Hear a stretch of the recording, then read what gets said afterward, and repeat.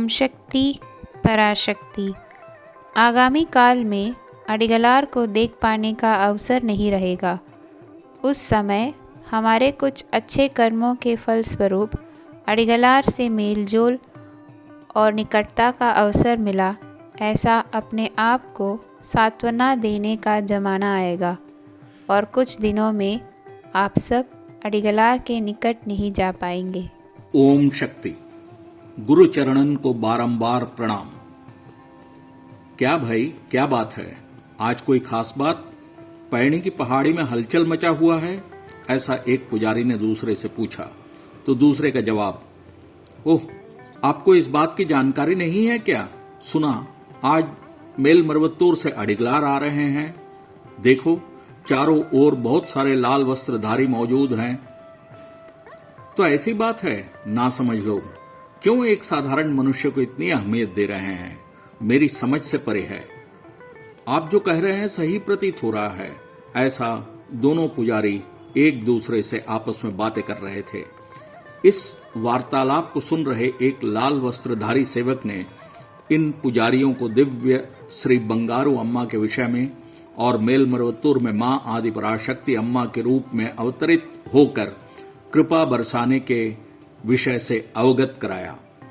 इस बात से कुछ ही देर बीते होंगे कि ओम शक्ति पराशक्ति, ओम शक्ति पराशक्ति ऐसा उद्घोष लाल वस्त्रधारियों द्वारा शुरू हो गया। आध्यात्मिक गुरु दिव्य श्री बंगारू अम्मा लाल वस्त्रधारियों और सिद्धपीठ न्यास वालों के साथ पैणी कार्तिकेय स्वामी के गर्भगृह में पहुंचे।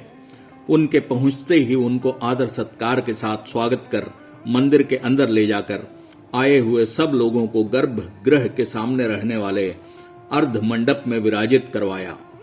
उस समय अभिषेक कर रहे दोनों पुजारी, जो पहले से इस विषय में वार्तालाप कर रहे थे, कुछ विरक्त भावना से, कौन है ये अडिगलार? उनके आदि पराशक्ति का अवतार, कल के अवतार, आध्यात्मिक गुरु, ऐसा वैसा कहते हुए सर पे चढ़ाकर सब नाच रहे हैं। हाँ, इंसान कैसे ईश्वर हो सकते हैं? ये देवी का स्थूल रूप है, ऐसी कहानियां गढ़ रखी है। उन्हें देखने पर तो ऐसा कुछ नहीं लगता। लगता है जैसे कोई मठाधीश हैं, वैसे ही ये भी एक हैं और मेलमरवत्तूर में मंदिर की स्थापना कर चलाते आ रहे हैं। इन सबको पूर्ण कुंभ मर्यादा।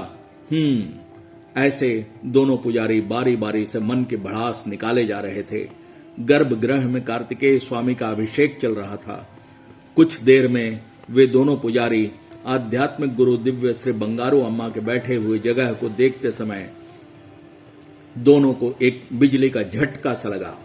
हाँ, उसी समय वहां एक आश्चर्यजनक चमत्कार घटित हुआ।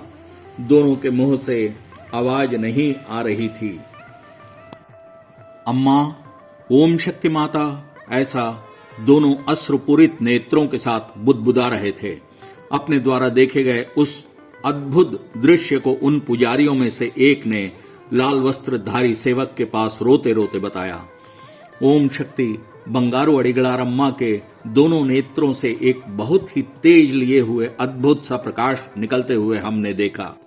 ऐसा लगा कि कहीं इतने तेज प्रकाश को सीधे देखकर डर सा लगा कि हमारी आंखों की ज्योति न चली जाए। सिने पटल पर जैसे प्रकाश बिंब गिरता है, वैसा प्रकाश बिंब बंगारू अडिगलार अम्मा के दोनों आंखों से निकलने वाली तीव्र प्रकाश पुंज कार्तिकेय स्वामी के शिले पर सीधे पड़ रही थी। लग रहा था जैसे बिजली से कौंध रही हो और ये सिलसिला लगातार एक नहीं, दो नहीं, बल्कि 30 मिनटों तक चलता रहा।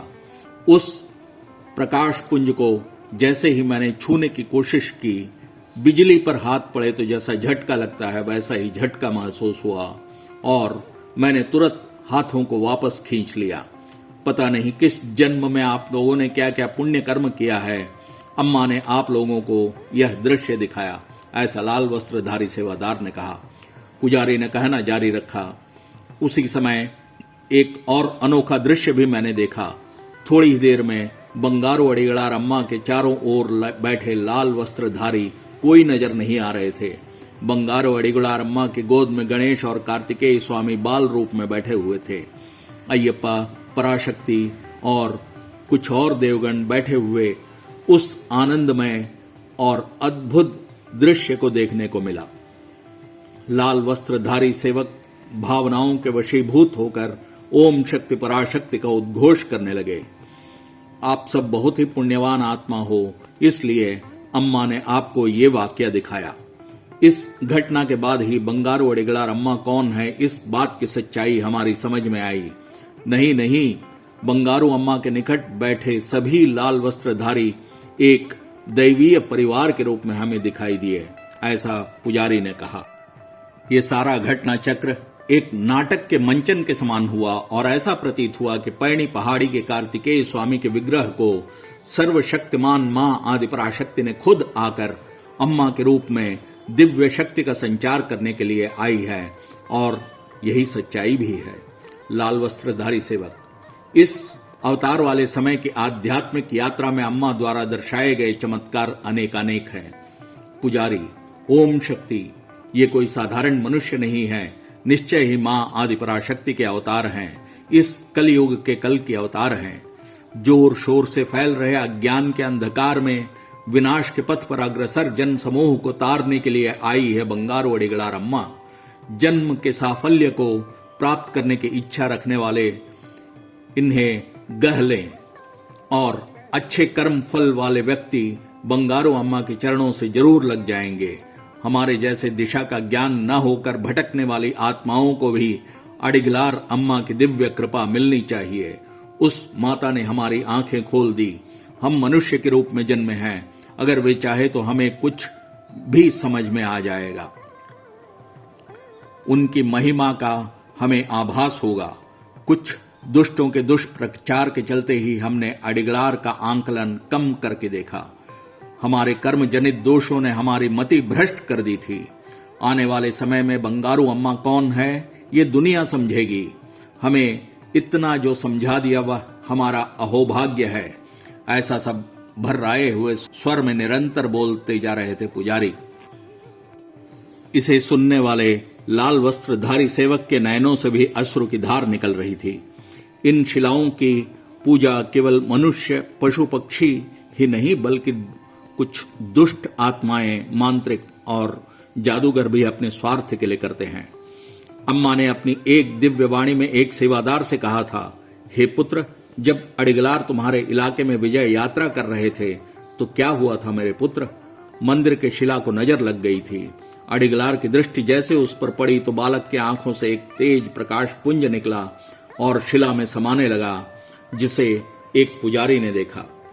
अगर नजर नहीं उतारी जाती तो ये शिला के लिए भी हानिकारक होता और राष्ट्र के हित में भी नहीं होता, और यही इस विजय यात्रा का उद्देश्य था। आगे दिव्य वाक्य में, अडिगलार के हाथों से होने वाले कुंभाभिषेक की अपनी महत्ता है। मंदिरों की महिमा बढ़ती है, विग्रहों को पूर्ण शक्ति प्राप्त होती है, नजर लगने से बचाती है, पूजा उपासना के समय पर कभी कभी न होने के चलते और मंत्रोच्चारण की गलतियों के चलते मूर्ति की शक्ति कम हो जाती है। अडिगलार की दृष्टि जब पड़ती है, जब उनके चरण पड़ते हैं, तब वह पुनः अपनी पुरातन अवस्था को प्राप्त करता है। मंदिर के आय स्रोत को बढ़ाता है, भक्ति का विकास होता है, राष्ट्र समृद्ध होता है। आज के दिन ये ताकत अडिगलार के सिवा किसी और के पास नहीं है पुत्र, समझ लो, ऐसा माता ने अपने दिव्य वाक्य में कहा। शक्तिगण, अडिगलार की नजर आप पर पड़े ये सुनिश्चित करें पुत्र। समय समय पर यहाँ आकर बालक के दर्शन करो, ऐसा सेवादारों को और भक्त गणों को यदा कदा अम्मा ने दिव्य वाक्य में कहा है। अडिगलार तुम्हें देखना है, ऐसी प्रत्याशा लेकर मत आओ, तुम उसे देखकर दर्शन कर जाओ, ऐसा कुछ एक लोगों को माता ने कहा है। उस दृष्टि की महत्ता के बारे में एक बार पैणी के प्राध्यापक को अनुभव करवाया था अम्मा ने। हे पुत्र, बालक के नजर पड़े ऐसा सुनिश्चित करो। इसका मतलब पता है? ऐसा प्रश्न पूछा अम्मा ने। नहीं पता मां, उन्होंने कहा। नजर उतारने के लिए नींबू और कुम्हड़ा है मेरे पुत्र, पर जब मारक शक्तियों की नजर लग जाती है, बालक के पास ही वो शक्ति है कि इसे वह देख कर ही उतार सकता है।